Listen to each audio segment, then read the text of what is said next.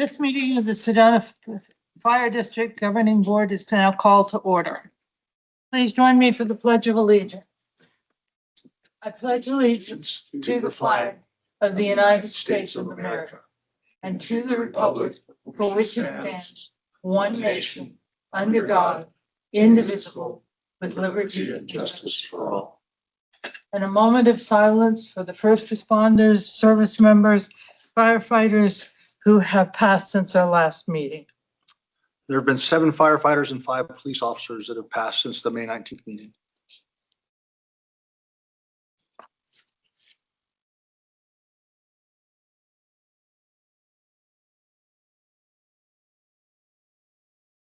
Thank you. Roll call, Helen McNeil, Chair. Present. Corey Cooperman, Clerk. Absent. Diana Christensen, Member. Scott Springett, Member. Present. Lance Waldrop, Member. Here. We have a quorum. Okay. So what I'd like to do is pursuant to ARS 48-805.02A to open a public hearing for the proposed fiscal year 2027 budget. Chief, do we have anyone here who wishes to comment on the budget? We do not have anyone here. And no one online, I trust. No. So if there is no public input regarding the proposed budget, we will close the public hearing and move to the possible approval of resolution 2026-02, adoption of the fiscal year 2027 budget, including pension funding and the pay schedule. I will read that resolution in part.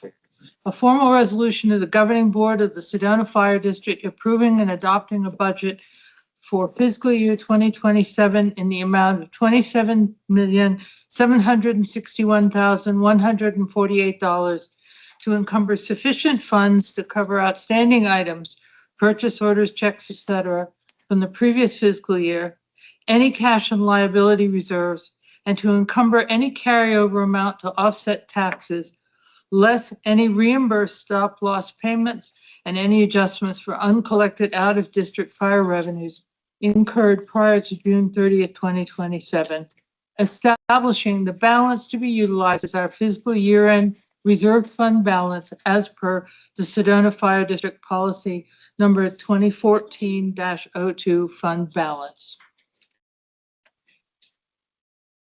I so move. Do I have a seconder? A second, ma'am. Any discussion? All in favor say aye. Aye. Aye. Any opposed say nay.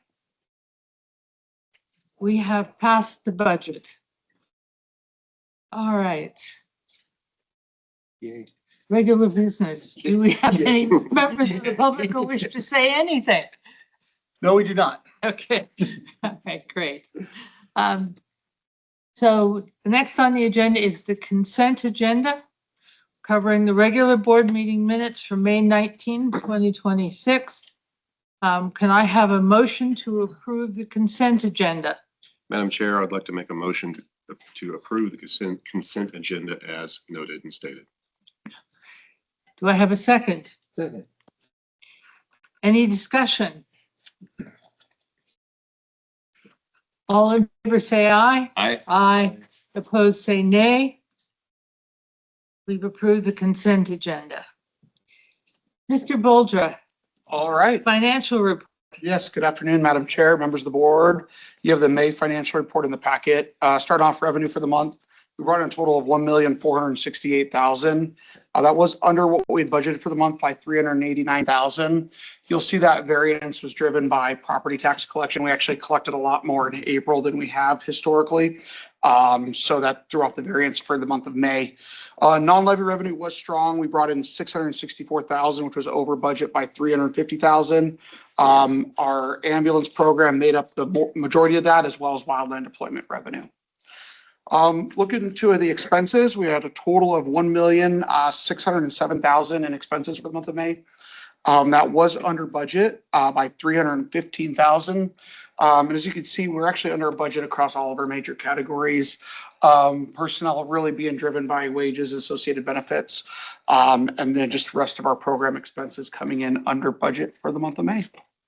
Looking at year to date, we're sitting at 26.7 million in revenue through May, which is over budget by 1,586,000. As I mentioned before, tax collection is actually right on target, and non-levy revenue is over by 1.5 million. And that's driven again by kind of some of the same things: ambulance revenue, wildland revenue, as well as our investment income. As far as the expenses go, we're at 21.75 million in total expenses. That is under what we had budgeted by $300,000. Really two variances I do want to point out, and just we've discussed throughout the year, but just kind of reiterate to the board. Again, personnel at 18.7 million is over budget by 314,000. Both our in-district overtime as well as wildland deployment wages have driven that. Obviously, the wildland deployment costs that are over budget, we receive reimbursement from the state on. That overtime in district is just something we've absorbed within the budget. And then buildings and land as well, over budget by $34,500. And that's really been driven by kind of our heavy investment and our facility maintenance over the last, really 18 months to 2 years. So that's been addressed in the budget. We have increased, obviously, our funding for that. And so I don't anticipate those types of variances into next year. Right, Scott?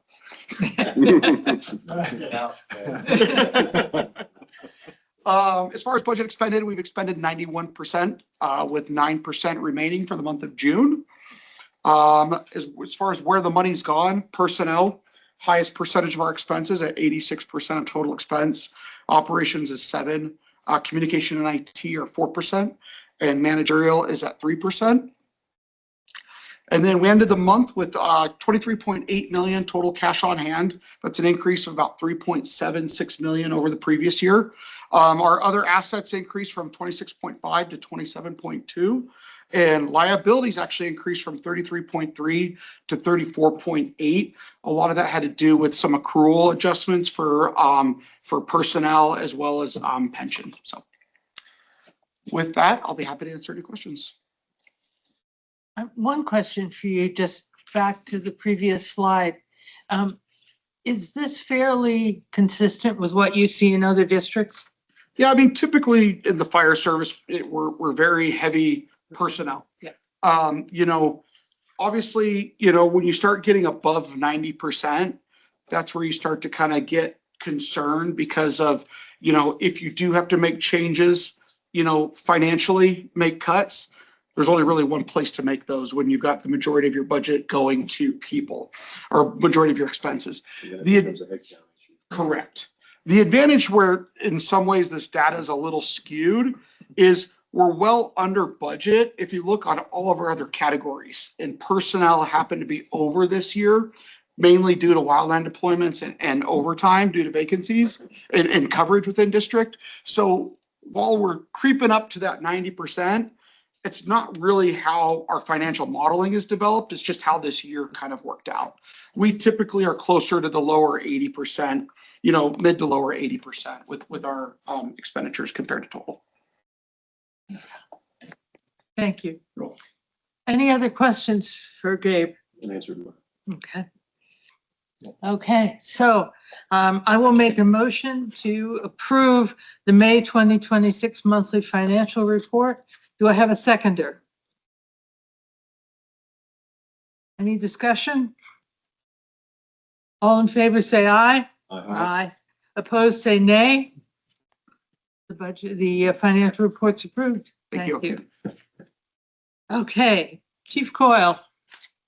Yes, good afternoon. So I'm going to end with significant events because I'm going to tag team a little something with Buzz here because I think it's worth parking on for a moment. With administration, some of the highlights, contract renewals in process. Elise is actually out enjoying herself on a trail somewhere in the middle of nowhere right now. But she had worked on those ahead of time, had a good handoff for me while she's gone, and she will be back next week. And then we're in the process of changing a uniform vendor, which if you want to do a thankless and extremely labor-intensive job, be the uniform person. And so Battalion Chief Wassel there, along with, with Elise and with Damien has been working on that.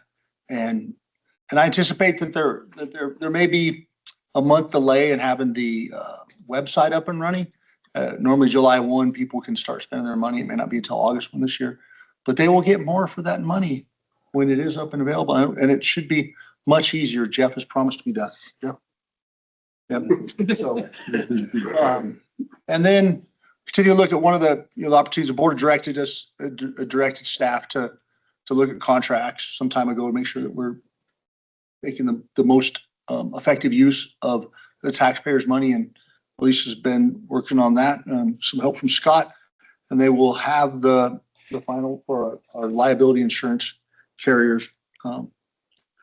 And the rest of the insurance related stuff is just keeping a very close eye on the current situation with the vendor that we use for our healthcare, making sure that a lot of the different impacts to their system, that we have a plan in place for how we deal with those if we felt those impacts personally, and in addition to the 12.3% average increase in healthcare that we saw. So that's just kind of a future look. Kiona is also out this week, but she continued to work on, there's been a kind of three phases of what she's been doing lately. One was I had given her drafts of all of the policies that make up the employee handbook. And she's been going through those. She's about 50% of the way through, making comments. And so the process will be that once we get all of those done, then there'll be, so there's already have some flagged for review. Some will have to go to the fire district legal. Some will have to go to our legal counsel that supports us with our employment law, and then get those bundled back up. And the intent of having a fresh set of newly revised and updated policies that make up the employee handbook component, at least on our website, when we have that new SharePoint. Because it'd be kind of a shame to have a brand new super sexy SharePoint site and then go there and have the same outdated policies. Especially because things like Pregnancy Act, things like that, they didn't exist last time we did that. So it's been a heavy lift. So that's one thing. The other one is the recruitment aspect and the assessment center planning, which involves a lot of the people here at this table. But Kiona's the one that calls us the meetings together, so keeps us on track to move forward with that. Speaking of recruitment, where are we with the IT recruitment? Well, I can answer Good. if you want. I'd like to hear your answer, Josh. Okay. Mine. So we had a couple runs of the IT recruitment. Right. We had some good candidates, some even close by. For whatever reason, we're having issues where our candidates are just not showing up for interviews. So we had two runs, both of the last 6 months.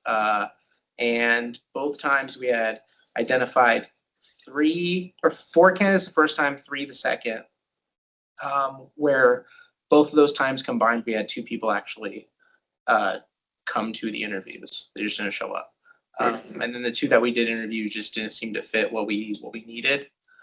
So we're just having kind of a weird run where people aren't showing up. And I think I've talked internally with this about other people in telecom, and we're thinking that there's a real problem right now with AI auto applying people to jobs. So people then their resumes auto apply, we get them, and then we reach out to them. Initially, they're interested because and then they look into Sedona, they see what it looks like to relocate, or maybe they're just not interested in the job in general and they don't show up to the meetings.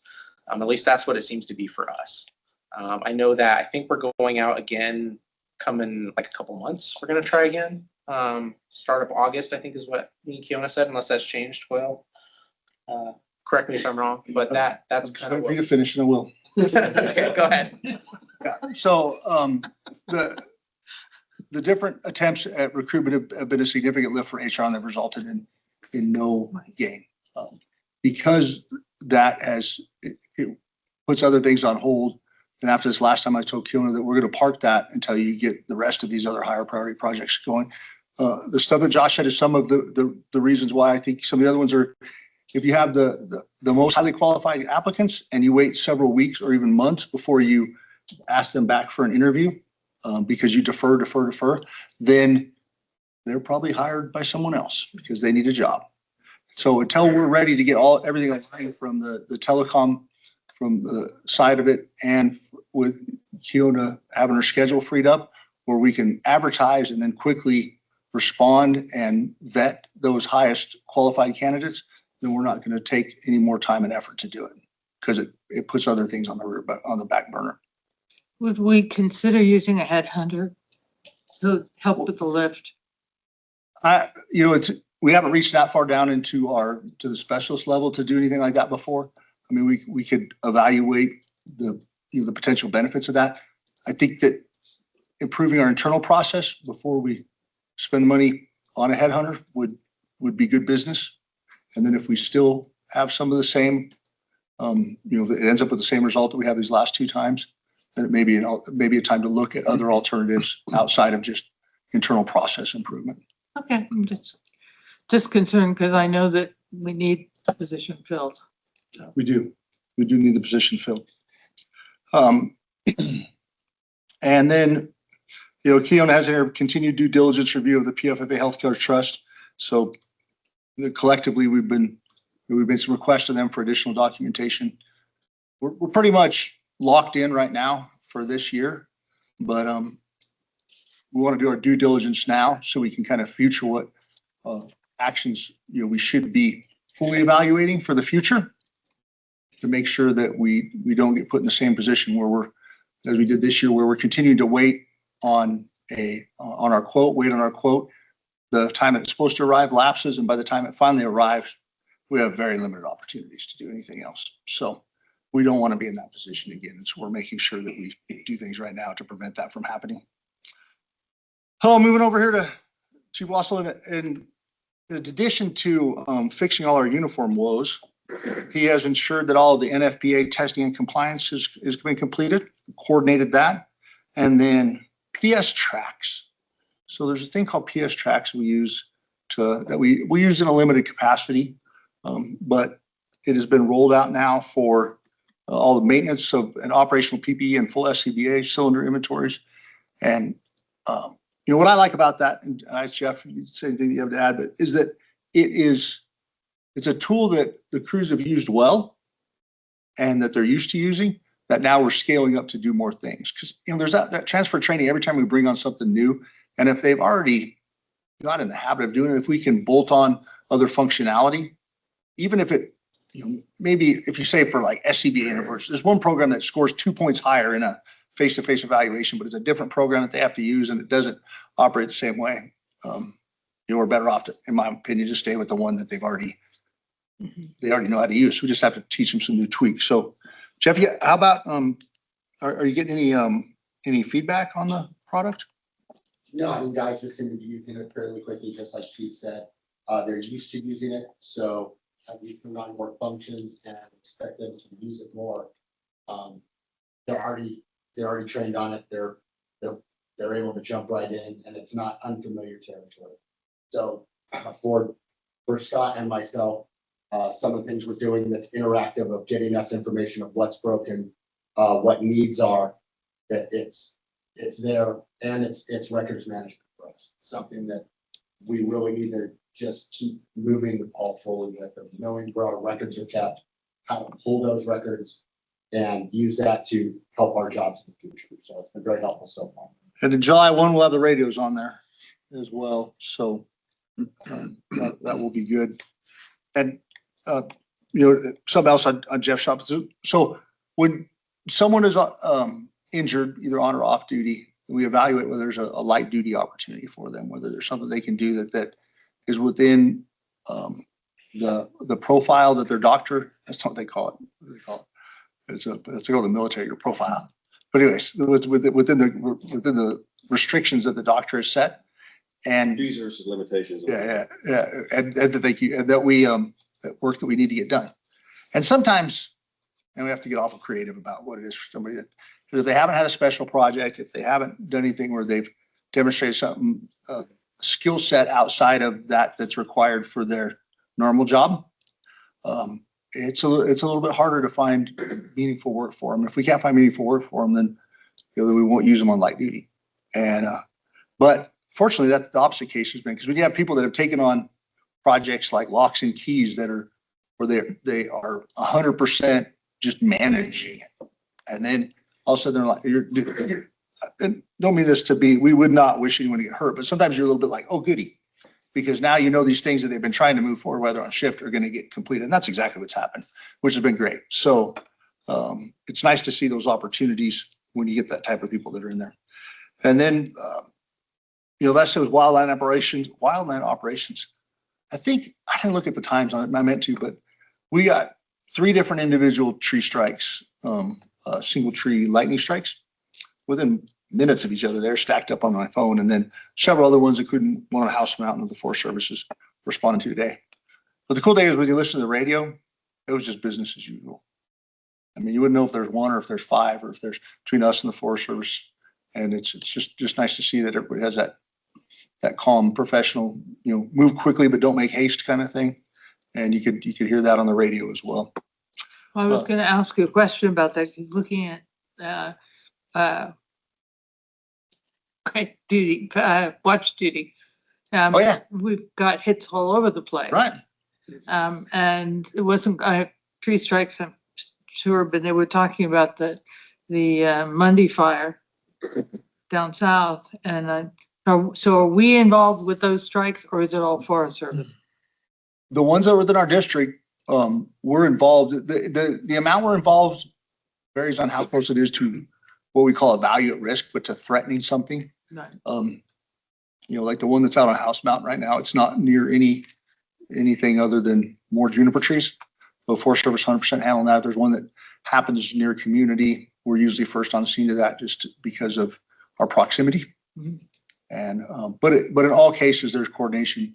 Matter of fact, Travis from the Forest Service called us earlier today to let us know they're going to be using the heavy helicopter to help extinguish one of those fires up there. Giving us heads up that'll be flying over the people, especially over in the Village of Oak Creek, maybe seeing that. I can see if it's on 4Flight right now, but there's close coordination. And and then also there's a joint chainsaw training that is continuing in Flagstaff. So to get people time qualified in trees, just like we send people to the river to get qualified on things, we do the same thing for chainsaws, because we hate for someone to fall out of a tree with a running chainsaw and injure themselves. That seems dangerous. That never happens. So the last 2 items that I have to talk about, one is kudos that we received from one of the Sedona PD officers, and who's actually going to provide us with the body cam footage we made a public records request through the normal process, but to see how well to watch the crew in action. But she was significantly enough impressed with their actions that she chose to send a very nice email to us, telling us about how well they worked. And so a big component of the accolades she provided were the scene leadership and the coordinated teamwork. And, it struck me that in the past, I sit there and I'll talk about significant events. And then Chief Baker and Chief Wachowski will talk about training in EMS. But significant events, unless there becomes a time when I talk about something we did that was significantly terrible. But in most cases, significant events are complex situations that we handle well. And that's the output. But the output is what you get, right? The process is what gets you there. And so those processes, which are largely embedded in training and EMS, are what creates that deliverable. And I think in the future, I'm going to try to at least highlight one and then kind of have a little tag team on it, because it does include a training component. And the next one, Sorry. please. Question. Yeah. Is it fair to say that the interoperability, and not just talking force protection, so for law enforcement to step in, if we're in a risk situation, it's also combined with, say, a situation where the district has to intervene because of conflagration or what have you. Is it fair to say that the Sedona Police Department, for example, that they are I would say, how would you label it? Vital, critical, in other words, in how how the district is able to perform its mission effectively within the expectations that the constituents require of us. Oh. Well, I could just say yes, but you know me, I like my words, so I'm gonna say a little bit more. And it is that if you look at the opposite of that, so do we need to work well with the local law enforcement and with the local, you know, agency having jurisdiction on federal lands to be effective? I would say yes. We have to work well because none of us have enough, every bit of friction that you create in that incident and every bit of, you know, either that we send two of the same thing to something that doesn't need it, or each one of us, because we don't work well together, thinks the other person sent us stuff, we don't send any of it. All that's going to have a negative outcome. And I think the best way you do that is you make sure that you have a relationship that allows people to subordinate their egos, to talk about when they're not certain about something, and to you know, give each other props when they do well. And I think at the end of the day, well, it's, you know, I don't have a formulaic way to define it right now, but it means that the person that needs help is going to get better help. And the same thing with Coconino County and their search and rescue.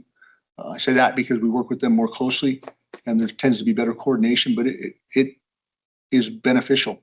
I mean, it's interesting because I understand it. I have the big picture locked in. Many of our folks that come in from major metropolitan areas where it's an all-in-one thing, right? So police, fire, EMS are living under one municipally governed umbrella. And they come here and it's like, well, what's a fire district? It's Sedona Fire Department. Like, no, we are our own chartered agency within the state of Arizona, and this is the bounds, and this is our responsibility. And transparently, like SAR, this is it's like SWAT, it's like Verdi SWAT. It's a multi-agency effort, and the training just keeps coming. It's like that continuum keeps rolling on, and it goes off very transparently, because as this is just my own personal philosophy, government agencies of all type, great and small, libraries, sewer, I don't care. You got your mission statement is 3 plus possibly 1 things: promotion, preservation, protection. If you can pull off those 3 things, you win. If you can't, you lose. And, libraries promote. We all protect life and property. So I appreciate, I know it's an oblique question, but I appreciate you hearing it. I want it to be well documented that we have that spirit of interoperability that does promote, preserve, and protect life and property. In my mind, it's because we prioritize success over individual acknowledgement. A successful outcome over individual acknowledgement or agency. And I mean, I think of a lot of uncomfortable examples of where that hasn't been the case. And as I've traveled across the country, and it doesn't even matter if you're under the same roof. You could be under the same roof and say fire department and police. And it was I think it was General Dempsey that said it, but the team you're on better be less important, or better be more important than the team you lead. I think that's the whole thing. If we look at our team as a team of people that are providing a service to the public, that holistic team had better be more important than me riding for the, getting a brag in for the SFD brand. Better be more important for that team to accomplish their mission and helping the person. Chief, I really appreciate it. That's very thoughtful. Thank you. The other one, and I just don't know if I can express in words how big of a deal this is. So we had a code arrest call that we got called to. So somebody was pulseless, weren't breathing. And after 30 minutes, that individual was transported. And then some major, significant amount of time later, they walked out of the hospital. And so I'm going to, this is why I need Buzz's help here, but if you take 30 minutes of running a code, every one of us here that's a paramedic, has been a paramedic for very long, has slides in their head about what happens after a third of that time if you haven't had successful return of circulation. If they haven't started breathing, their heart beating on their own, all of a sudden it's super easy to pattern match against a bad outcome, against somebody not being a viable patient. And then it's also super easy to pattern match that when you do get some sort of a electromechanical kind of a heartbeat back, that they aren't going to be the same person they were before they had that event because it's been too long in their brain without oxygen. And so to have a successful outcome for that long, then number one, you have to be doing the basic skills of resuscitation, right? From the first person that found them down that began that, all the way through that 30 minutes. Because if you slack off on that enough, our attempts to keep oxygen flowing to the brain are far less efficient than your body's. Mhm. And if you spend too much time not doing it well, then you're not gonna have that person be able to walk out of there and know who he is. And then the other part is that as you go through 30 minutes of that, you're gonna, we say empty your drug box, but you basically do. You've used everything. You've used stuff that you haven't had to use in a very long time. And you need to remember how to use those things. And you need to watch what's happening and you need to respond to those conditions, not that pattern matching I talked to you before. And then you have to iterate off of that and you have to do that over and over again.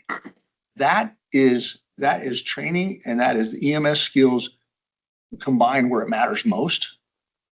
And it doesn't happen just by doing it that once. That is representative. That event is representative so much more about the attention to detail, the seriousness with which they took their training, and not just, they say practice makes perfect. Practice makes permanent. Perfect practice makes perfect. And that means that they've been practicing that stuff in a way that they're actually achieving the outcomes, not just checking the box that they did the practice. Buzz, you've got anything else to add, or Chief Baker, but Yeah, I mean, obviously I agree. I'm proud of I like bleed Sedona Fire, so it's like, I'm an insider saying insider things, but it is true. And it starts a long ways before the event. And then you get to see the fruit on one of these bigger ones. We see it every day, but not a code arrest that's being worked that long. That is super unusual. It's becoming a little more prevalent now because we do work people longer. But I'll back up a little. So bystander CPR was started immediately. And just as a PSA reminder, you're more likely, if you know CPR, to administer CPR to a loved one or friend than someone in the public at large. And that's what this was. This was the gentleman's wife. So learn CPR, please. It's the thing that makes the difference at the beginning, right? So there's that piece. There's a dispatch component and all the disciplines they have to do. Dispatching it well. I've been doing response times or run plans, run cards lately, and even those have to be correct. So the right people go, because the people that should have went, maybe they're already busy on a call and you've redundant units. There's so much if you go further back that has to align to have one of these successes. And of course, there's also some things that we're not necessarily causing it. There are some corollaries, like he may have been healthier than someone else who died or something like that also. But to line up all of these holes in the Swiss cheese, or however you connect the dots, whatever analogy, it takes an inordinate amount of work. But then you also need the high performing team at the end. And so one of the cool things about the other case that Chief Coyle referenced that the Sedona PD officer told us about was when you see these things happen, there's no chaos. They're pretty silent. It's very eerie, especially Scott can attest, back in the day, it was things were flying all over just like on TV. Nowadays, this is a very coordinated thing to where you almost think oh, what do I do next? And now you are thinking of next steps. So the team mentality, that's how we train. We do fake codes all the time. And I also love saying that our organization, EMS is sexy here. And for a fire department, that can wane. It really can, because you want to beat your chest and crawl down the hallway when the thing is on fire. But EMS is a big deal here. And our folks take it very, very, very seriously. And organizationally, you take it seriously, which means we can have more paramedics on the scene. We can have adequate staffing, because there was, what did we say today, Jeff? 10 people on scene with the battalion chief. 9 of them were paramedics. They didn't all show up together, but they ended up working together. Rotating CPR, because the effectiveness of CPR wanes after 2 minutes. You're supposed to rotate a new compressor and things like that. So it also falls upon this organization to provide those things so that the tip of the spear can do these resuscitations. This one's something we marveled at because it was so long. They gave 13 rounds of drugs, different drugs. They shocked him 7 times. CPR throughout, and then you move the patient from the bathroom, you move into the living room to give yourself more room, you move them over here, and then you move them on the gurney, and then they get them into the ambulance. All that time that creates gaps and service delivery, if you will, and the resuscitation effort can also wane. And then they transfer to the helicopter. So they already have a rapport with our partner agency, Guardian Air, to coordinate well and get that person to the cath lab. And when I heard he lived to the cath lab, I thought that's likely it. Because that can really set off some things too when you get into the cath lab if you're post resuscitation. So all of those, and then receiving an FMC, all of those pieces are like, it's actually a community health model. It really is. And I get charged up about that part. I can't say enough. I'm always proud of our folks. But the battalion chief coordinating the helicopter. So that falls to Chief Baker to make sure all of our folks know about helicopters and how to deal with that and how to call them in. So even amongst us, there's this really, really sweet integration that clicked on this one. I would say it clicks every day, but this one is a little, there's some solid data there as well that points to a guy walking out of the hospital. I'll tell you, I think for the first 12 years of my career, we didn't save anyone who was a code. I mean, it was super rare. And now they're living, which is, it's absolutely amazing because the technology is there, the ability with the technology, all the things. So this one was really neat, for sure. So it's you guys make that happen too, though. I'm not blowing smoke like that. That's how this machine goes. That's why we pass a budget, right? Well, So as we a can do family that. member, I will tell you that what you do and what you have done means the world. And some of you know that I have a family member who is a survivor of 7 times being coded, and at the hands, thankfully, of the Sedona Fire District. And I'm deeply appreciative, and I'm deeply appreciative of the fact that this gentleman, I'm assuming it was a gentleman, but all the people that you serve get the benefit of your expertise and your knowledge and your teamwork. Because I'm a direct beneficiary of it and I'm deeply appreciative of it. My life would be very different if that were not the case. So a deep thanks and thank you for bringing the story forward. Well, I hadn't seen somebody once around here knew what happened to me. Big Yeah, deal. but if you live here long enough, we'll get you. Yeah. Yeah. Well, not you, because you're up against a retirement wall. Yeah, right. Yeah. Yeah. One last piece, if I can. So our medical director, Dr. Scott Lotz, he's kind of who we practice under. We use his license as paramedics, which can be a tenuous thing for a medical director when you think of how many paramedics are under his. So he reviews our charts. We have a really great relationship. I've spoken about how he helps us internally quite a bit. So he reviews these, and we asked him to review this one specifically, and this is what he wrote. He said, "Hey all, this is a fantastic save. Really good work all around." And then he gave us a little, this was the next day, I believe. So he's still in the hospital, but the tube has been removed. He's awake and alert. He did have like a true heart attack. So there was a blockage that they took care of in the cath lab. Other than a little situational confusion, I mean, he was dead. That's the only lingering effects. And I happen to know this guy, and that is almost completely gone now too. So it's a pretty cool deal. He went on into some technical stuff too. The doc did that. He doesn't often say a great job on these.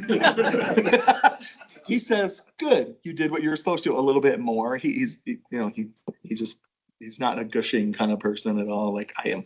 So it's pretty cool just to click on that and see the feedback to our crews, so they understand from him. It also gives him the peace of mind that we're operating appropriately and effectively under his license. Yeah, Which is a big deal. it's a huge deal. Increases our decision space for sure. Yeah, forget it. So anyway, yeah, thanks for indulging us on that deal. Thanks, Buzz. Yeah. Thanks for bringing it up. So that'll be the end of my portion. So we'll turn it over to Mr. Rydell. Well, good afternoon. I don't think I can top that, so. Everybody has their Follow thing. their. What did you say, Kurt? I'm interested. Probably Now make you're it gonna talk about refraction. That's what I'm interested in. Yeah. So, all right, well, anyway, CRR is, we're right on track with pretty much those numbers we got right now are almost identical to last month's. So we're slowly picking them up. I think it's gonna, you'll see an increase now that I got my inspectors getting more trained up and we're getting them out more. Those numbers are gonna change. So we had one investigation. I'll get to that next. And the rest were inspections and plan reviews and Firewise, 13 residentials last month, and we did one HOA presentation, and I'll talk about that at the end. All right, so I got called one Friday afternoon about 5 o'clock.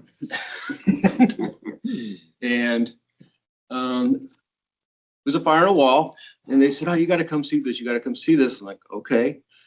So I got met by Captain Sanchez, and he was all excited to show me.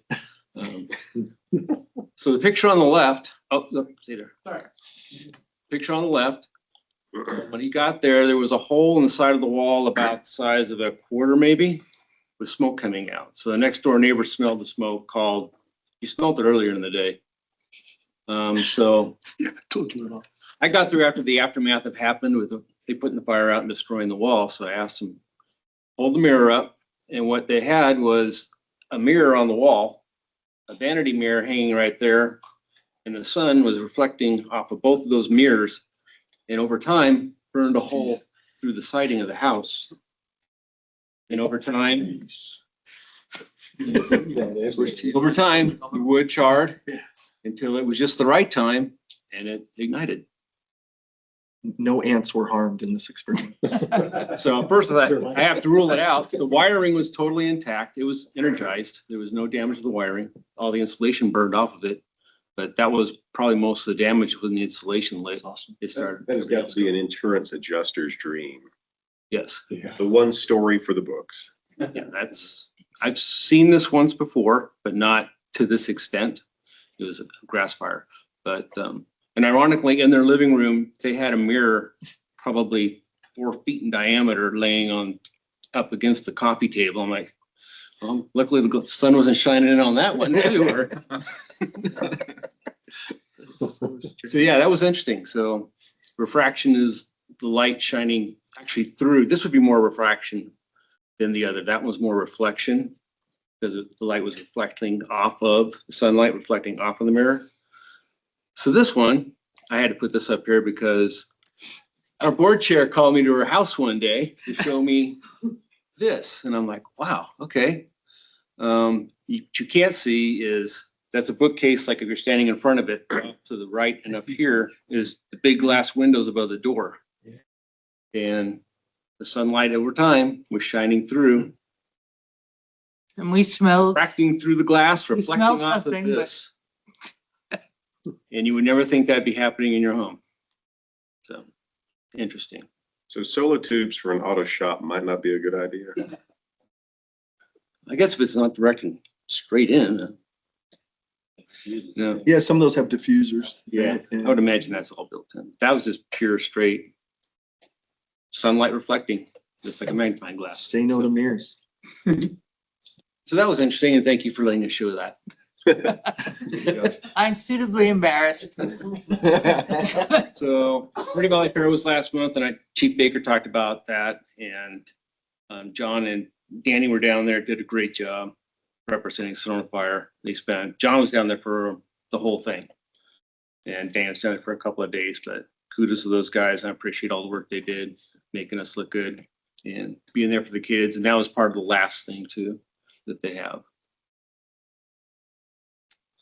And our Firewise, that was at Highland Estates out in the village of Oak Creek, way out Verde Valley School Road.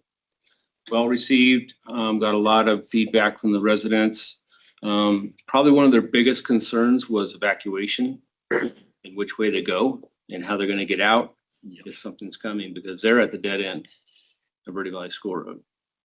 So we had a lot of conversation about that, spent a couple hours out there with them. And it went well, and I think that was the last one. Yep. So, and that's all I got unless there's any questions. Sure. Chief Bukowski. All right.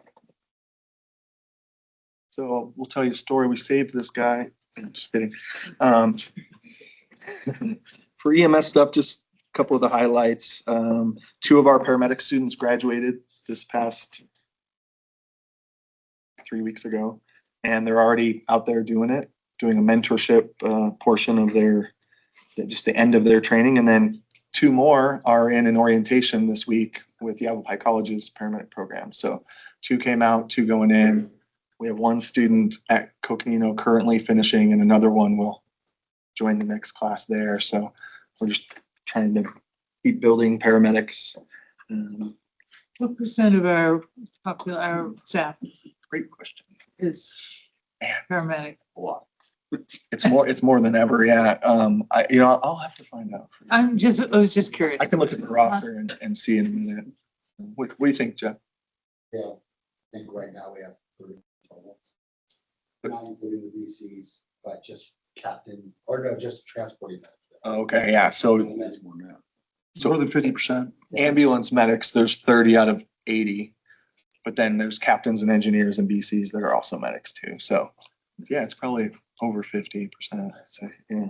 But I'll find out for you. That's good. Yeah, it's really good. And historically, paramedics promote, too. So doesn't mean you have to be one, whoever's listening, to promote, but that's typically who promotes to those higher ranks in our organization also. So then you end up sort of losing the capability at on the ambulance, or as more of a first responder transporting medic. So that's where we're trying to build them. And a lot of our young folks are fighting for the spots to go to class. So it's pretty cool. That's great. So counting just to captain, Oh, I've got 51 in the budget. there you go. So captain, engineer, and firefighter. Thanks, Gabe. Yeah. Cool, thank you. Okay, so let's say. Well, that's right, because you guys just approved the budget, so. So it's correct. Although these 2 new ones are likely not in that number because it's that recent. So, let's see, we rolled out some heat emergency kits to the crew, which is something that's been on our radars that are, it's not quite the immersive bath concept because we don't really have ice machines at our trailheads like they do in the Phoenix Metro Valley. So we have, it's called Polar Ice Sheets. It's a product that the Army and the National Association of Sports Medicine Physicians worked on in tandem.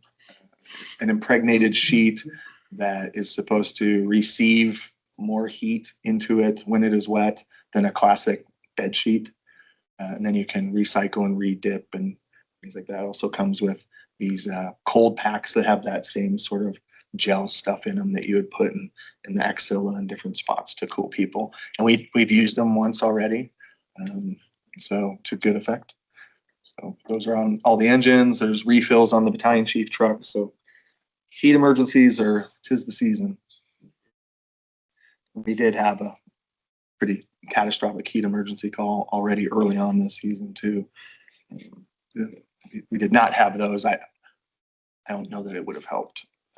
That person was well on their way. I think it was pretty irreversible at that point, but we put those in service everywhere. Chief Mazulis and I met with the CEO and COO of Northern Arizona Healthcare a few weeks ago and discuss all of our things that we like to prime them on. It's again one of the best relationships, according to Chief Mazulis and my short stint of dealing with those folks, that we've ever had with Northern Arizona Healthcare. I mean, the fact that the COO took us to breakfast to talk to us and just ask what our needs are, how's our relationship, can they improve, and he really meant it. And he had his second in command taking notes to fix stuff. So we did that. One piece that we brought up a couple times, the cancer center will be moving to That's what they're building in front of Verde Valley Medical Center right now. So the space that the cancer center is currently in at Sedona Medical Center will become something else. I do not believe at this point it's going to be a more robust emergency department, but was my ask right away. So, and Chief Mazulis as well. And my understanding is there still will be an opportunity for the public to discuss that with Northern Arizona Healthcare to see what If this that's the community case, needs. then I think you need to prime Yeah. people for it. Yeah, I'll let you know. It's early days on that because they're just building the facility now over there, so they're not quite sure. But they're going to remodel and do other things to it. We'll see.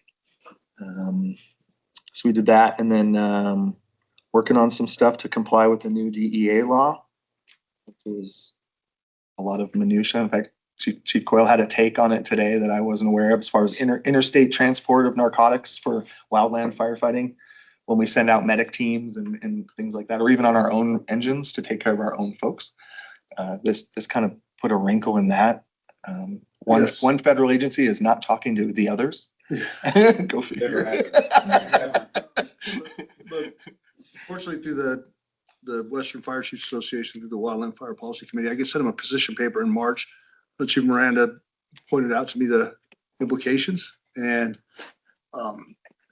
Chief Fennessy, who's now the chief of the U.S. Wildland Fire Service, and Bob Roper, the chair of the Western Fire Chiefs Association, met, and they were able to get the attention of DEA. Like the state AG was not, but they moved it forward. And so myself and a person named Chris Wilcox, who's part of the U.S. Wildland Fire Service, that reports to Chief Fennessy, he and I are working together to draft with DEA to get a policy exception this year, and then with them to help modify the policy next year so it doesn't have that impact. So yeah, just one of those things that kind of came out of the blue. And I looked at the date of Chief Miranda. He let me know 2 days before it became effective. And it was 2 months before anybody started going, hey, do you know what's going on around the rest of the wildland fire world? So I'm like, yeah, we do know what's going on. So it's pretty cool. So it's good on Todd for pointing it out. He's on it. Yeah. So yeah, I referred myself sometimes small town bureaucrat because of things like that. It's like there's a lot of that stuff, especially in the EMS world. There's a lot of hoops. So, another cool thing with Sedona PD, since we have a representative from the city here, back to the relationship with Sedona PD, we're teaching CPR here with our folks teaching the officers this week and last week. And I think those things contribute to the great relationship when we are out in the field. And I would say, I know I'm not out there all the time, Jeff can attest that our relationship with Sedona PD is likely the best that anyone's seen it. I think that helps too. So, and then as far as EMS, one final thing, Elise, Chris Ahern and I were evaluating new ambulance billing folks to make sure that we're being served as well as we can. So Elise is doing the majority of the lift there. I tend to turn vendors into my customer. Elise has way more business than me, so she's helping me toe the line. But we're exploring that right now just to make sure that we're getting our money's worth, which goes along with evaluating all the contracts that we currently have. So. And everyone says that they can do better. So, whatever that means. Let's see, as far as dispatch goes, I mentioned we're rewriting regional response plans. One of the components with that is the merger or joint powers agreement with Copper Canyon Fire District and Verde Valley Fire District. They'll take, it's tacitly underway now, but there'll be some moving of units and battalion chief sharing and things like that. So we're trying to define that so that we can all integrate better amidst that change. So we'll see. We're using some different AI tools for that can take historical data, plug it in, and it won't give you your anecdotal and sentimental feelings related to how you think you should respond. It'll tell you the likelihood of the second call occurring in an area and what unit should go there and where you should move up and things like that. We're getting there with some of those tools, which will revolutionize the whole Verde Valley's response. And as far as here goes, it helps other people to back us up because we are still It's sort of this isolated island that it takes 20 minutes for everyone else to come help us compared to the rest of the valley. That it's just a matter of minutes because they have more contiguous borders, and things like that. So that's a really good move as far as that goes. Keona and I have been working with Start Moving On, which is our behavioral health partner. There's some changes with their business model, but that part's going really well, transferring care to a different clinic, but maintaining oversight with Dr. Ritterbush, who oversees our peer support team. So no gaps there, but just kind of changing the way we operate because they're sort of scaling down their operation. So we want to transition well so our members are taken care of during that transition, and there aren't any gaps as far as mental health is concerned. It's going well. And then fleet, we got the thank you for saying yes to the engines. We've got the surety bond for the performance bond. It just came in the FedEx this week, so we can hold them accountable for building our thing at the price they said, hopefully.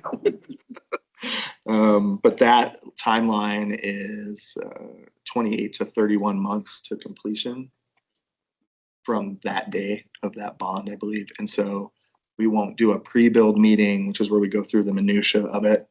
I think that was 8 months before the build start date last time. So in a year or so, we'll figure that part out to start speccing, truly getting into the nitty gritty on those.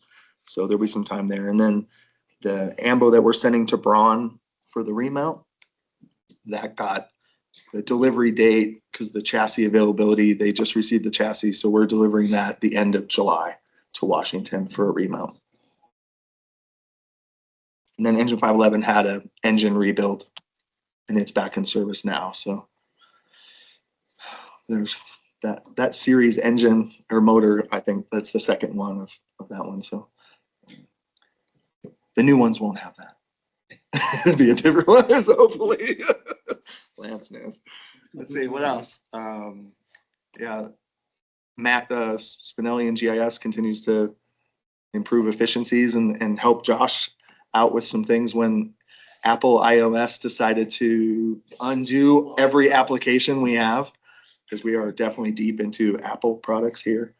So Spinelli helped him quite a bit in an urgent, not a lot of what Matt does is urgent, but Matt was a responder during that period, was even on a couple scenes updating things on their iPads while they were on a call. And so which got him to ride along with the crews too, which was pretty cool. He appreciated that. So, and then I think, are you going to do a little tower update thing, Scott? Okay. All things IT, Josh keeps motoring along with his heavy load, which is why we need to get some more people in there. And I don't understand a lot of what he does. So they're just doing if there's any other questions, I don't know, are those other slides on here? Oh yeah. Are there any questions on any of those things from the board? Okay. Well, this is something near and dear to my heart, but this is the Arizona Children's Burn Camp. And those are the Sedona Fire District members that attend, and many of those have attended. Tim Kriegel, our retiree, he's on the bottom right-hand picture. On the left, he retired. He's gone for, I believe, 27 years. So, and then it's Matt and Ryan Fisher, Nick Granada, John Westbrook, and myself. There's to explain it a little bit. There's a night that's this little kid dance party, and all the adults get costumes and they dress up to make it fun for the kids, because kids can't dance, it's not really that fun. So it's more of a costume thing. Well, the Fishers, that's their other brother, Corey. They were not the Three Musketeers. There's some comedy movie that Men in Tights. So they were the Men in Tights. And then John Westbrook in the picture on the left, that's his cabin. And they all dressed up like him for the thing. So they all have mustaches. And Yeah. so it's really cool. It's a camp called Pine Summit, which is in the Groom Creek area outside of Prescott. And About 70 young burn survivors were there this year. And it's about a 2-to-1 ratio with volunteers that help put it on. So we were there, and then our charity and the local firefighters association cooks a meal like we've talked about at a lake day that they do that many people here participated in. And so the Verde Valley is represented well, and Sedona Fire District is really part of the heartbeat of the whole thing, putting it on behalf of the kids. So pretty proud of it. And that's the whole camp. And then it has a large firefighter presence. So the picture on the right, that's all the firefighters and dispatchers that help volunteer there. And then we always turn around and they take pictures of the back of our shirts so you can see what agency they're from. So very, very cool. Cool deal. Tie-dye is a big deal there. They always tie-dye. So it's kind of become the thing for camp. So that's why that's a tie-dye picture. So yeah, that was just 2 weeks ago, I guess. We were all there Thank for you for a that. week. Yeah. So it's cool. That's it. Thanks for putting those pictures in there. Some of those were John Westbrook's pictures. So thanks, John. Chief Baker? All right, well, good afternoon. Try to be quick here. The engineer position task book that I've talked about in the last meeting or two, the last of the 4 revisions, firefighter, engineer, captain, and BC task book will be done and out the first week in July. And there's some folks eagerly awaiting that release so they can start working on it and gear up for the next engineers assessment center. So that will be done. It's been a group effort. Roped in a lot of existing engineers, seasoned engineers to help me with that instead of trying to remember what it was like being an engineer 17 years ago. So had them only because a lot has changed since then. So I think it'll be very comprehensive and it'll be beneficial for those that are gearing up to test and act in those positions. With that, a lot of those same engineers, actually almost all the engineers in the district, Isaiah Moore is one of those individuals that Chief Coyle was talking about that's on light duty, and he's collaborated with all the acting engineers to revamp a lot of the individual company standards skill sheets for that engineer position. So they're working diligently on that with an expected finalization of those around the same time the task book comes out. So it'll be included in that task book because it's required for them to complete. So I appreciate their assistance on that. Our fire cadre that helps with the new hire orientation and everything fire related training is doing the similar thing with a lot of the firefighter individual competency standards and minimum company standards. So those skills that we go out and do quarterly to evaluate probationary firefighters on, they're revamping a lot of those, retooling those and creating new ones for new responsibilities we have. A lot of that hasn't been done for 15 years-ish, probably. So it was time, but they're doing a good job on that too. So I just got an update today. They're about done. Last week, we held the last of our phase 2 that I talked about, the blue card Mayday training. So Mayday trainings, or somebody internal gets in trouble during an event inside the IDLH and has to call for help. So that's a Mayday training. So phase 2 last week was scenario based.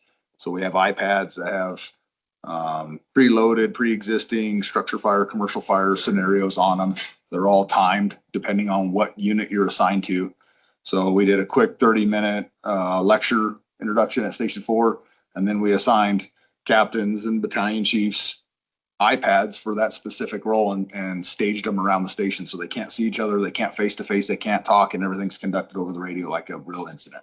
So, and it goes in real time. You swipe on the iPad, and your response is delayed based on what apparatus or what individual you're acting in that role. So, a lot of good feedback on that training. Very beneficial.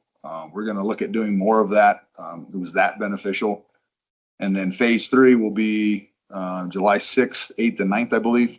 And that'll be at the bank that we're going to be removing for Station 4. So it'll be the hands-on. And it'll roll real-time scenarios, rolling them in, staggered response time, and operating just like we would on a normal structure fire here in Sedona. So looking forward to that. Hopefully the weather cooperates. It's not too hot. We'll get started early in the morning. Let's see. Arizona State Fire School. So every year the Arizona State Fire School holds, a 5 or 6 day training down in Phoenix. Various classes you can take, various tracks you can take, from leadership to fire protection and prevention, to engineering, pretty much anything EMS, anything in the fire service, there's a different track you can take. So that registration's out. Already had a number of individuals express interest.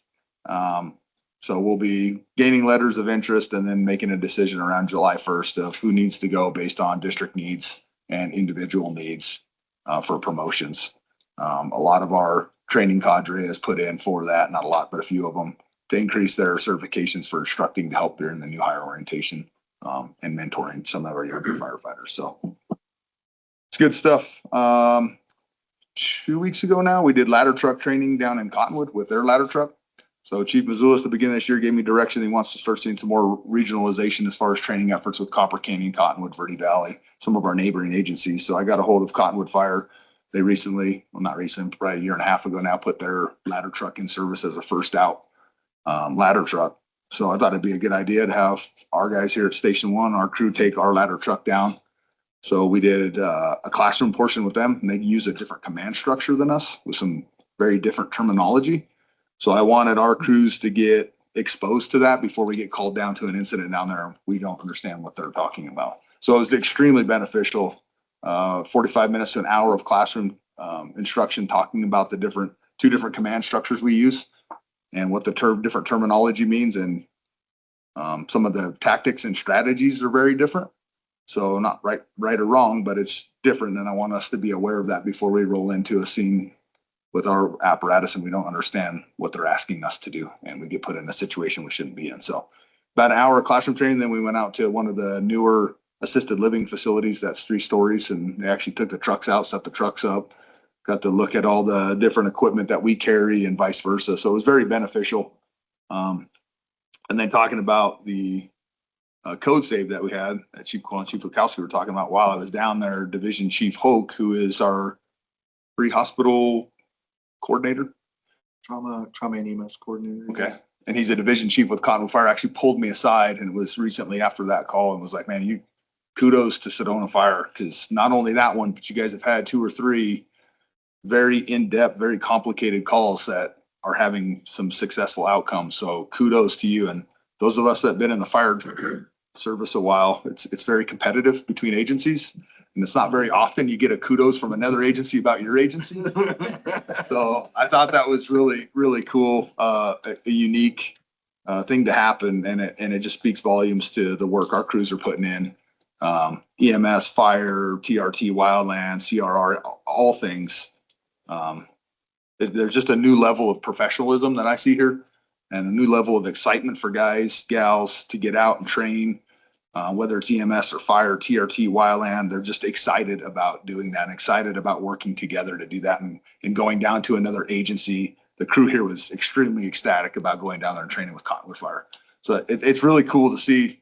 Towards the end of my career, it's probably the highest I've ever seen it, as far as the excitement to get out and train and go to work and have those excellent results. So I thought that was pretty neat, that Chief Hoke highlighted that while I was down there.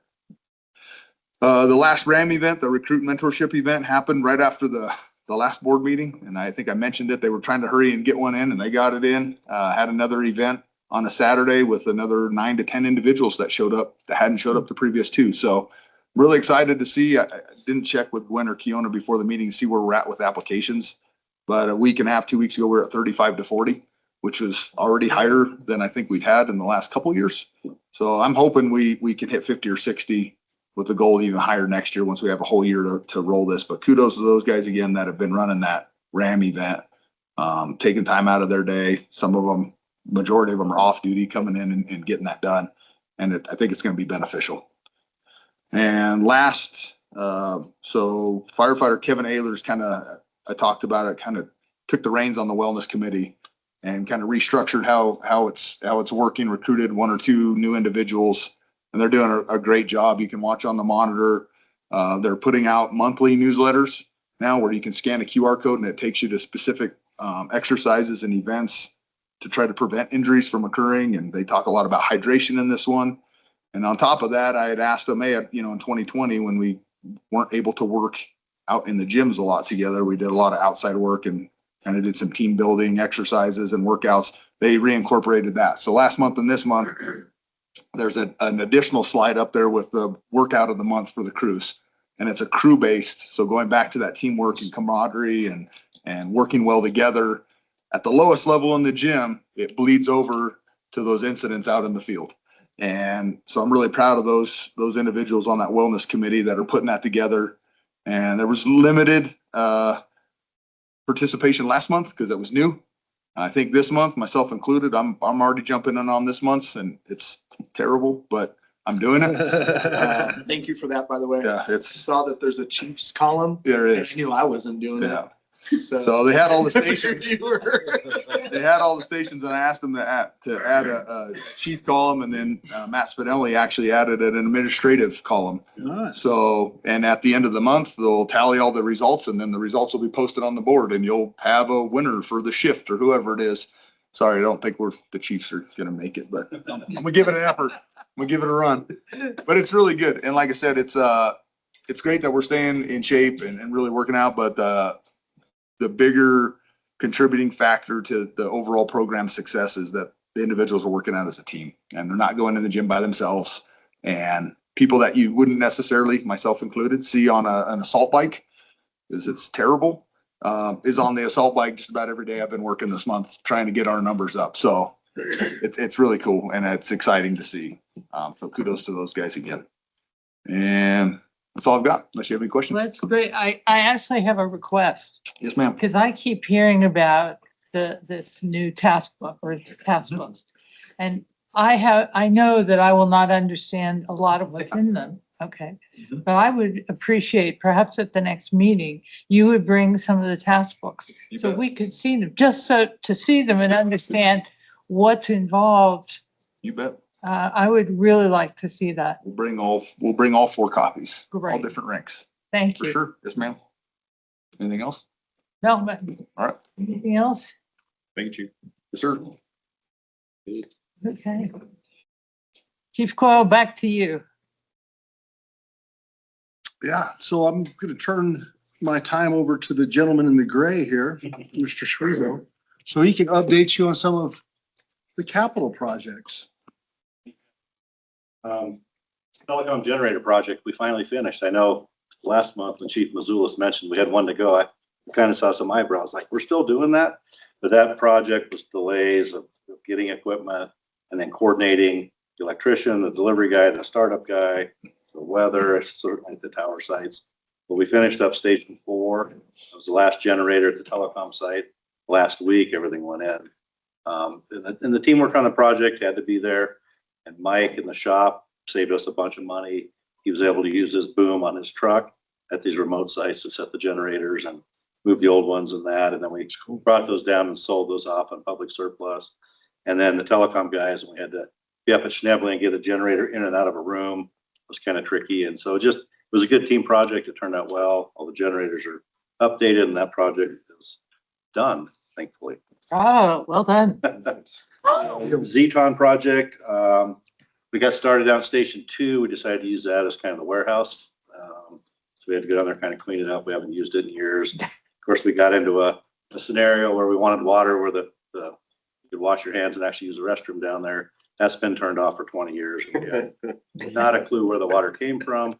And so Elise and I found an old file in a box at station 2, and lo and behold, we're a third owner in a well on a property adjacent to where station 2 is. So Plumber and I spent about 6 hours a day last week kind of tracing everything out, figured out what happened. It was all plugged up because apparently last time they did work on the line, they let all the dirt in her and then shoved it all the way down to our station and basically plugged everything up. So, but we now have water at station 2. We probably need to look at that agreement down the road. It's something that we're responsible for a third of the maintenance and some other things that are part of this agreement that was written in the 80s. And actually, I saw a document from Bill in the 90s redoing that with a new owner, and it's since sold twice more. So the new owner is agreeable to looking at that and kind of maybe memorializing what that looks like. But with that, we got it cleaned up. The first equipment from Zetron arrived about a week and a half ago. Got 10 of the racks in there in crates right now. Another shipment's on the way, and kind of get short notice on it. They come out of Canada, going to customs, get shipped down to Flag, and then Flag calls and brings them down, and we load them in there. Bob is also that last purchase order that you guys approved, or that expense for the batteries and rectifiers. He's got two big orders of batteries and rectifiers coming now as part of that project. And as Buzz had mentioned, we're starting the airport tower project as well. So we're doing some preliminary stuff. We're gonna put a gate in with propane tank, and then a guy doing some grading, and then we're going to get our drawings for the footing and the tower and kind of get that piece going as well to replace that aging tower at the airport. So that's ongoing as well. And of course, Bob's continuing to work with Zetron and working out radio frequency issues and things like that on the back end of this project. So he's been pretty busy with that. I was going to ask you, did we get the results from the frequency consulting? Yes and no. So he's gone through several iterations of that. They get frequencies, they send them to Zetron. They run them through their computer. There's issues, and then they Okay. typically kind of reject them. He's looking for the next best layer and how we can filter that and make it work. It's pretty limited, but it's a process apparently that's way above my pay grade as far as understanding how those feedback issues work in those environments. The Station 3, we haven't talked about this in a while. We hired the engineering firm to design the water flow mitigation and retention and all of that. They got the design done. They talked to Yavapai County. We're retaining more water with this iteration of the drawing that we're doing than what we had when we built the station. It still doesn't necessarily meet county specs. So they're working with the county trying to, they're going to approve it as is. But I talked to them yesterday. Actually, that's a 45 to 90 day process just for them to give us feedback on our drawings. So we're still working on trying to get that thing moving forward. For new, Chief Mazulis and I had a meeting with LA Architects just before his vacation. We spent quite a few hours going page by page through the 150 some page document that is the plans for the station. So going from 30 to 60%, these are the 60% drawings we went through. The basic layout and design of the station hasn't changed much. What did change is when they got the final engineering, some of the topography and the grading and the water retention and stuff there was a big driver on kind of the cost, painting kind of where it was. We'll get to that in a minute, but just having to deal with that issue and some retaining walls and different things. But the basic layout of the station is same. They've got to the interior finishes now, which I kind of showed you before the meeting. We're at that point now picking colors and stuff.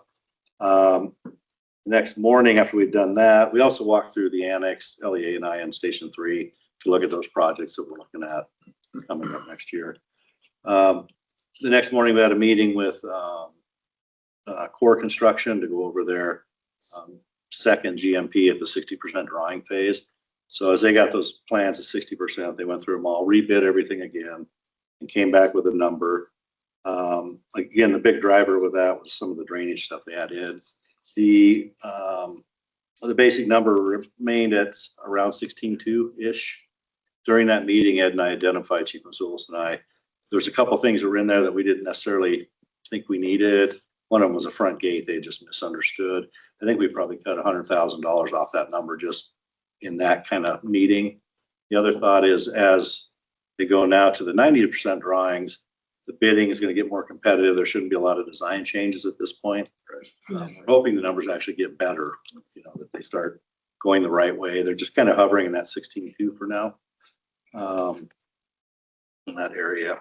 And then one of the things that came up during that meeting was, I didn't understand this, there's a council that looks at our energy efficiency rating of the building. And when we started this, we said, hey, we don't want to chase a lead, the designation certification, it's a process, it costs money, it has to do with energy efficiency and that, but we want to be efficient and have a well-built building. So they sent our building design out to a company. They evaluated it. It's a International Energy Conservation Code. And so they evaluate the structure. The goal is about 15%. Is kind of where they say you're actually building a sustainable building. Ours came in at about 28.6%. And that's even low. The reason being is our bays are just a big open space with concrete walls. So that kind of detracts from that number. But we're building a very energy efficient building that includes our equipment, our windows, our insulation, the design, all of it. So it seems like that sustainable piece we're doing a good job on without really throwing a lot of money and chasing it. That's great. And then the GMP update. So, the next, so 16.2, I'm sorry, I didn't catch up with myself. What's next with the process now? So LE is going to have the 100% drawings to core by July 17th. Core is going to have to us around August 14th, our guaranteed maximum price. That should be hopefully the final number that we'll have. We know we will not make the August 18th board meeting, but Chief Mazulis and I should be armed with that number, what they're saying they can build the station for. And we'll be bringing to the board the guaranteed maximum price for the demolition piece of the construction, and then some of the long lead items so that Core can start the process moving forward, even before we get the building permit and even before you approve the actual final number. And that kind of, here's the number it should be, and then we'll go forth and conquer from there. So, and then So hopefully back up then. just a minute, Scott. I Yes, just ma'am. want to be clear. They'll have the number to us by the 14th. To Chief Oh, wow. Mazulis and and I don't think we can get it on the August 18th board meeting in that short a time frame. So we'll be able to, express that to you and say, hey, this is their guarantee, but it won't be a written, documented, contractual guaranteed maximum price that we'll have to you until September. So we'll be able to. But you'll be able to tell we'll us discuss the number. in the August meeting. Correct. Okay, And then we can look at those pieces of the project they want to start moving forward. got They'll it. say, kind of like we did with the asbestos, where they said, hey, it's going to cost $100 and some thousand to do this. Are you okay with moving forward with that piece of it? And that'll get the project moving forward. They're going to submit the drawings to the city. We talk to the city, they say they can be up to 90 days looking at those plans. If we don't have a lot of red line issues and stuff, then it may come back quicker. We might be able to move forward. Well, we have a representative from the city here, so we can ask you I'm to. not look- in. I'll tell you, the Okay, timeline sounds quick. much better on paper than in the county, I can tell you that for sure. So the demolition would technically be then, assuming all goes well and all gets approved, towards the end of August and into September. Demolition would start, and then at the end of September and October, they would actually start, the excavation, start the actual building process. Still looking at that October 27 finish time to move in. So things are progressing well, I think, and the team, again, is working really well together and kind of looking at the pieces of it and identifying what makes sense to us. There was a roofing component that's the greatest thing since sliced bread, but it was a lot more money than a really good roofing system that we stepped back to. So we want to make good decisions, have sustainability, have a strong, easily maintained building, but we don't want to just throw good money at the best of the best if we don't necessarily need that. Chief Coyle put these, what do they call TPO roofs on? Yeah. How long ago was it? That was 15+. 204, yeah. Yeah, so they've held up well, and they've really done well for us. These are 40 mil, we're looking at 60 or 80 mil, same kind of material. I think we'll be, that much better, just things like that. So I think if there aren't any questions, that's what I have. We're gonna get our parking lot back so we can Oh, thank you, sir. start stuff. Yeah, we did, so the parking lot in Uptown Sedona, parcel that is looking at, Chief Mazulis is looking at selling. We got the contract back out and we had to notify the city. We gave them a 90-day notice. Chief Coyle took care of that we're gonna tender the end of that contractual agreement that we had with them. They could use the parking garage or parking. It's parking lot 8, correct? Yes. And then we're looking at now, I sent a letter out to Core today to see if there's any interest from them needing storage space as a construction project goes on. We're gonna need to rent a couple of containers when we do the annex to move wildland gear into, probably some of the IT gear into, to store on that upper lot. So I don't know if Core will use it or not. Initially, they said they probably didn't need it, but when I think about long lead items, we have this piece of property, they could fence off a section of it and actually have stuff shipped in and stored there close to the project. So we're looking at what to do with that. Sounds value added to me. Yeah, Otherwise, exactly, right. So we'll see what their thoughts are on that. So it seems like a lot of balls in the air. I hope I didn't stumble through that too much. So when are you anticipating the, what I'll call the groundbreaking?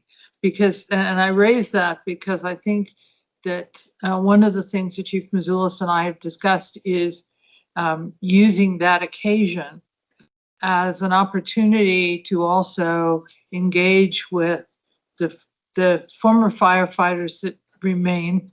So some of the early firefighters who have stayed in the area and making an event of it.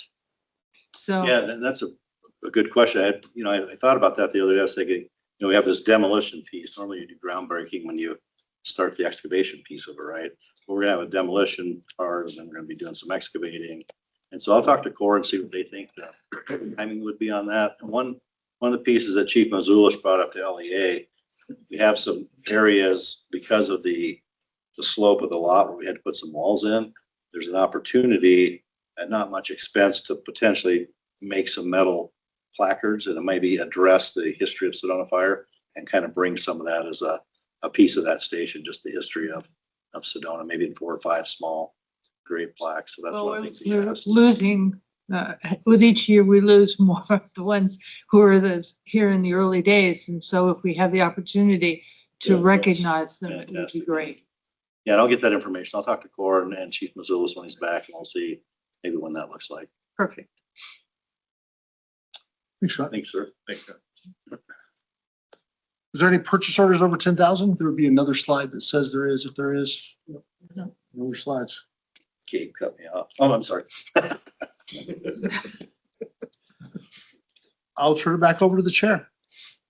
Okay, so, great. So, before I ask my fellow board members for any updates that they want to make, I thought it was appropriate to give Mr. Whittington the opportunity to provide us also with a little update as well. Well, good to see you guys again. We have several young attorneys in the office, one of which I assigned to do some traveling for me while I was recouping. By the way, when I fell, it was without beer. And, well, it was about 12-foot fall, so I was grumpy. I broke a few things. I'm laying there and I call 911 because I called my daughter who doesn't answer the phone. And so I called on and said, don't come unless you can bring Sedona. And they wouldn't do it. So instead, my daughter came and picked me up, took me to the hospital. So I'm about rehab now, almost. My last rehab actually is next week. So thanks for your patience for that. Tomas has been with you guys for now the last several weeks, months, 4, maybe 3 or 4. Yeah. He took a job with Waymo and moved to Scottsdale where his family is and his latest love. And so now he's going to be in-house counsel for Waymo. So I told him that's fine. I'll step back in and start traveling more. I was glad I didn't have to travel with all this extra baggage I had for a while, but it's now bearable. So it's good to see you again, and you'll see more of me. Is it fair to say that you will still pursue motorcycling? Yes, yeah, absolutely. Yeah, he's a little bit of a wild man that way. Probably not safe to have him pursue motorcycling. But now that he's in love, I think he's going another direction for a while. So, I mean, you. me? Yes. Oh, yeah, absolutely. What? No, yeah, I can't say that. I sold both my motorcycles, and I really don't know whether or not a bad ACL will come into play. That's why they make trikes. Oh, well, all right. We'll talk trikes, I guess. Yeah. It's great to have you back, sir. I'm not going to get the ACL replaced for about a year. They tell me they're going to wait. Well, Bill, thank you, and thank you for coming back out of retirement to take care of us. I've never been completely retired. I'm of counsel.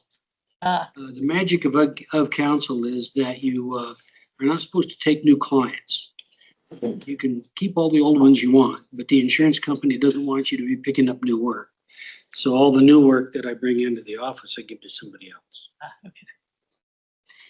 Okay, so are there any board member updates? Anything you'd like to share? Okay. And believe it or not, I don't have one either. So my update is this meeting is adjourned.